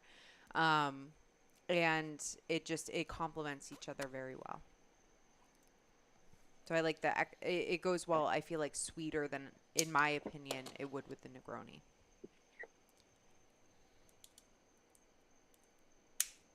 And because honestly, too, Aperol, although it's considered a bitter, I think it's a little bit sweeter than Negroni is. I Oh. think Negroni has a little bit more of a bite to it, too. Absolutely, Oh, yeah. because as the bitters, and it could be also that we're using the Room 101 gin, which is very lavender heavy. Just so you know, it's a very different. It's very citrus forward. It's a very different flavor profile, just compared to traditional gin. It is the complete opposite. I've never tasted a gin like Room 101, so that is probably sort of skewing some things. For Yeah, us it as is a well. very, and again, that's why I said Right. I don't drink a lot of gin, but I like the Room 101 gin because it is very unique. Yeah, It's one of the only gins I will drink, and to be honest, Matt has said it's floral heavy. it's very floral heavy, Yeah. but Matt also has said, I mean, it has more of a bite to it because he wanted to blend it To go with to go with cigars. So it is different than a conventional gin. So that's and perhaps the mix with it might not work as well. So that could be it. I think that has a huge part of the impact on the intensity of the flavors too, just because it is a I don't want to say more powerful, but It's not powerful, but it's lavender heavy. yeah. So the compared to a lot of flavor is gins. really going to change there Yeah. versus Michael's drinking Tanqueray. Yeah.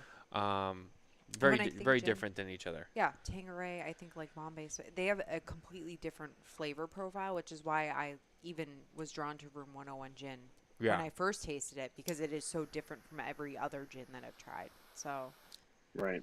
Right. And really, the only reason that I chose the Tanqueray is for, like I said before, they didn't have the Malfi gin, Yeah. and my wife loves Tanqueray, so Yeah. she's like, "Why don't you give this one a shot?" I was like, "Okay, I'll I'll do it. do it."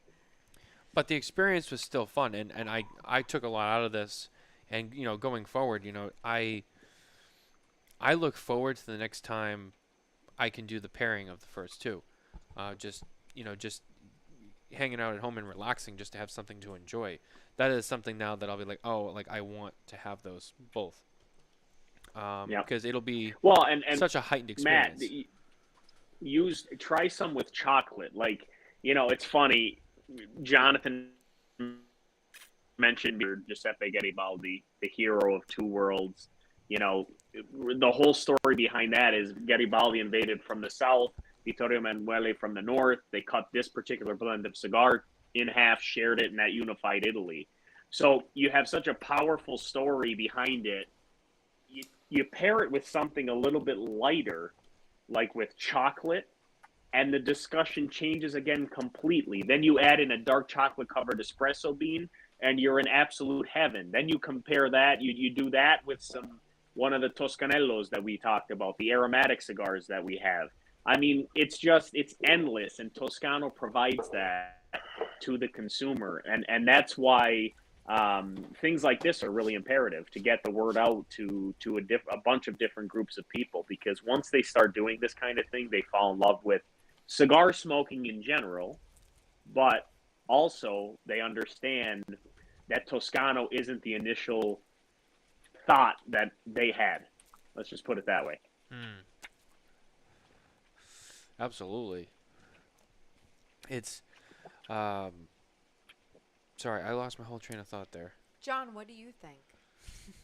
Let's call on John, who's being quiet. I'm having over a there. blast right now. I'm enjoying this a lot. I think we're definitely more tipsy because John's not I drinking know. over there. John's not drinking. We've been going for hours. Yeah. Yeah, but no, it's great. I've been enjoying it. Having a blast. This has really been fun for my palate, and the pairing, as I said, with the Arnold Palmer that I had was excellent. I've got some dark chocolate inside that I'm going to try tomorrow. I'm doing some work. So no, I was awesome. This has been awesome.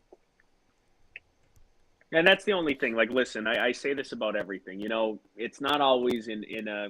Fortunately, things are opening up, but in a virtual world, sometimes the point doesn't get across. And the fact that you guys had so much patience and you wanted to do this and you wanted to present this to your viewers, it means a lot to me. And obviously, I love you guys. I have from the first time that we met. We have a good friendship. We have a good partnership. We have, whatever we can to continue to bring the good word about, Toscano and the cigar industry as a whole to the forefront. This is a little compliment to you guys. I love what you do. I tune in as much as I can. Without the cigar media, cigars probably wouldn't be where they are today. So you guys don't get what you should in appreciation, but there's a lot more people that appreciate what you guys do than you really know. And from myself and the whole Toscano family, we're really appreciative of you even giving us this opportunity, affording us this opportunity to be with you and to share what is the awesomeness of Toscano on your show.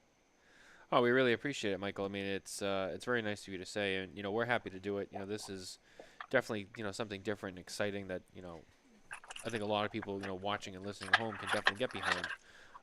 And maybe next time. Hold on. I just had a random thought.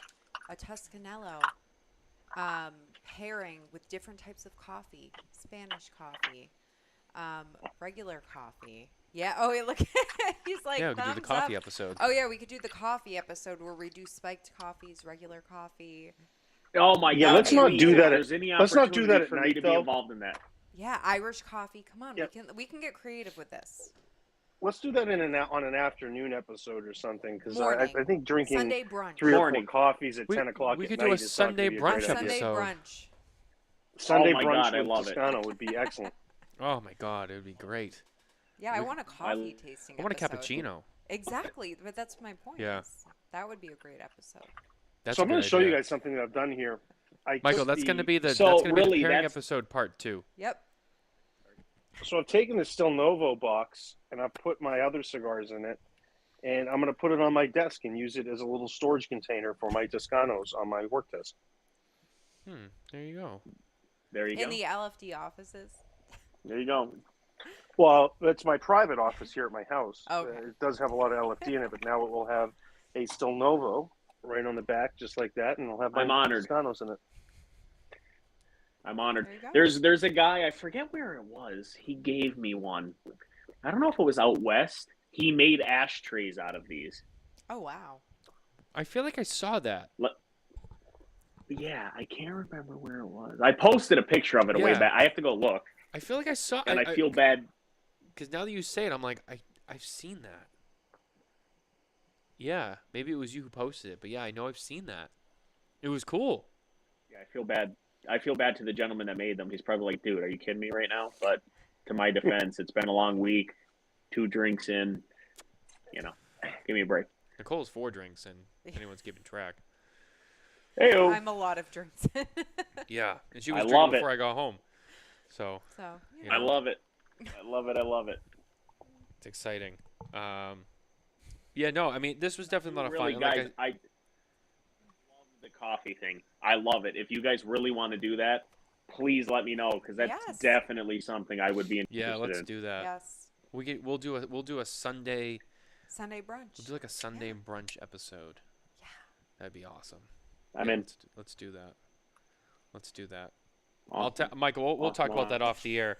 And I think it would be fun. Now that I've done this experience, I think it would be really fun, and it's something it's the same concept, but it's a whole new slew of flavors, and it's a different experience. While doing kind of doing the same practices.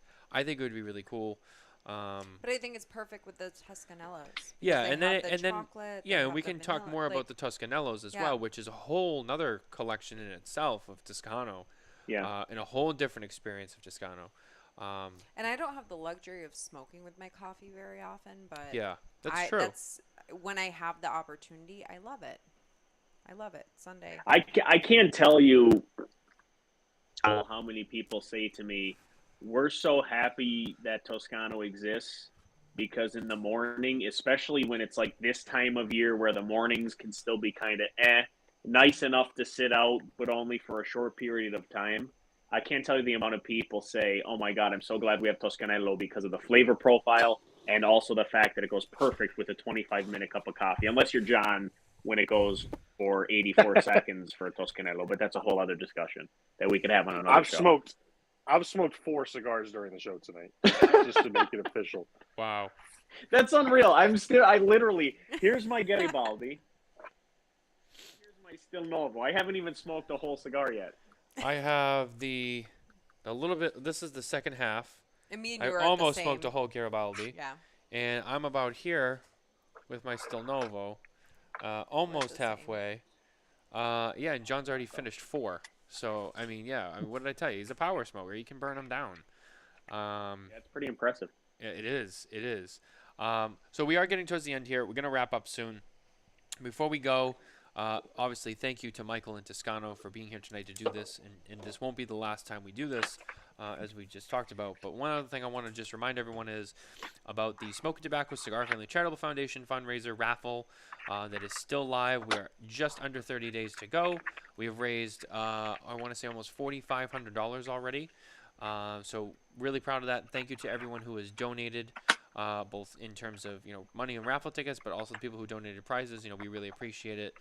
Thank you so much. We still have until May 10th, 7 p.m. That's when it will cut off, and then we will be live to announce all the winners of the raffle and give away the prizes. There's also going to be some special guests on that show, and there'll be more information on that as we get closer. But just don't forget to head over there. The link will be posted on It's on our website. It's everywhere on our website. It's on our social media. So head over there and get your raffle tickets. Now there's some awesome prizes in there, including the opportunity to blend your own cigar and then have it shipped to you in an 8-count box. If that sounds like something that you would like to do, La Flor Dominicana has graciously donated that prize. So head over there and get your raffle tickets now, and you might just be blending your own cigar with John Amongst Carney. many other prizes. Yes, that's true. I just figured I'd throw it out because John's sitting right there. I just, figured, again, I'm trying to get the LFD. The ash. John's got Hold a on, lot of good. John has a lot of good compliments tonight. I'm just gonna throw that out there. I'm gonna sleep so well tonight. I'm just gonna be smiling in bed. My wife's gonna wake up and be like, "Why are you smiling?" And I'm gonna be dead asleep, and they'll be it's just great to be John Carney right now. Yeah, that's all.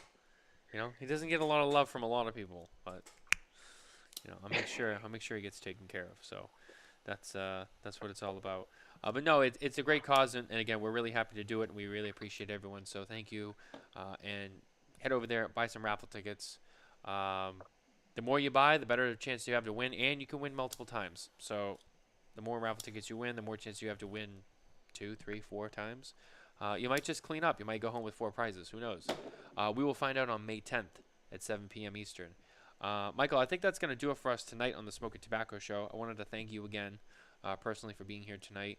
John, thank you for being here again as well. It's nice having you back here on the show. It's amazing. Yeah, thank you. It's special. Yeah, this is one I didn't want to miss, and thank you for sharing the cigars with us and all the knowledge. It was at the time flew.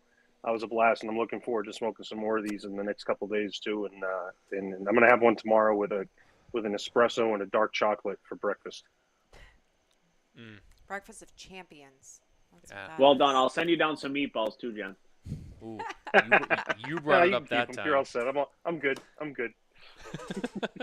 Wow. Anyway, guys, that is going to do it for the Smokin Tabacco Show this week. Head over to smokintabacco.com for more news and information. Sign up for our newsletter, as well as always like and subscribe. Thank you for watching. Thank you for listening, and we'll see you next week. Take care. Bye, everyone.